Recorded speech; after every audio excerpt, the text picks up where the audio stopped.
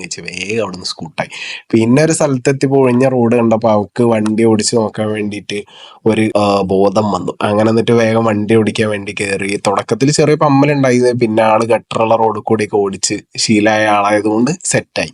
പിന്നെ അവൾക്ക് ഒരു എക്സാമിന് വേണ്ടിയിട്ട് ഹോൾ ടിക്കറ്റ് എടുക്കാൻ വേണ്ടിയിട്ട് ഒരു സ്ഥലത്ത് പ്രിന്റ് എടുക്കാൻ കയറി. പിന്നെ അവൾക്ക് 1-2 സാധനങ്ങൾ മേടിക്കാനുണ്ടായിരുന്നു. പിന്നെ എനിക്ക് ചെരുപ്പും ഒരു ട്രാക്ക് സ്യൂട്ടൊക്കെ മേടിക്കാൻ വേണ്ടി ടൗണിൽ മിഠായി തെരുവിൽ ചെന്നു. അവിടുന്ന് സാധനങ്ങളൊക്കെ മേടിച്ചു. തിരിച്ചു വരുന്നേക്ക് വീണ്ടും ഒരു സ്ഥലത്ത് നിർത്തി വീണ്ടും അവിടുന്ന് ഒരു സാധനം മേടിക്കാനുണ്ടായിരുന്നു. അങ്ങനെ ആ സാധനങ്ങളൊക്കെ മേടിച്ച് കവറായി വരുമ്പോഴത്തേക്ക് ഏകദേശം 8 മണിയൊക്കെ കഴിഞ്ഞു.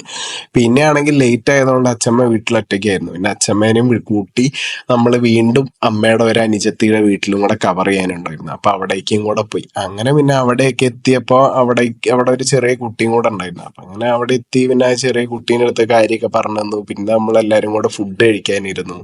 അവിടെ അമ്മയുടെ അനിയത്തിൻ്റെ ഭർത്താവും മോനും എല്ലാവരും ഉണ്ടായിരുന്നു. അവന് ISROയിൽ റോക്കറ്റ് വിക്ഷേപണമാണ് പണി എന്ന് പറയാൻ പറഞ്ഞു. റോക്കറ്റ് വിക്ഷേപണം എന്നല്ല, അവന് ISROയിലാണ് വർക്ക് ചെയ്യുന്നത്.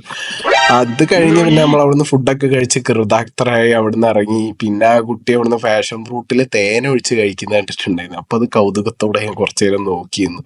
അങ്ങനെ അതൊക്കെ കഴിഞ്ഞതിൻ്റെ ശേഷം പിന്നെ വീട്ടിലെത്തി പുതിയ ചെരുപ്പ് എടുത്തിട്ട് നോക്കുക എന്നുള്ളത് എൻ്റെ ഒരു സ്ഥിരം പരിപാടി. എന്തെങ്കിലും ഒന്ന് പുതിയ കഴിഞ്ഞാൽ അത് അന്ന് തന്നെ ഇട്ട് നോക്കണം. പിന്നെ അവളെ അമ്മേനെ വീഡിയോ കോൾ ചെയ്യുന്നത് അത് അവളുടെ സ്ഥിരം പരിപാടിയാണ്.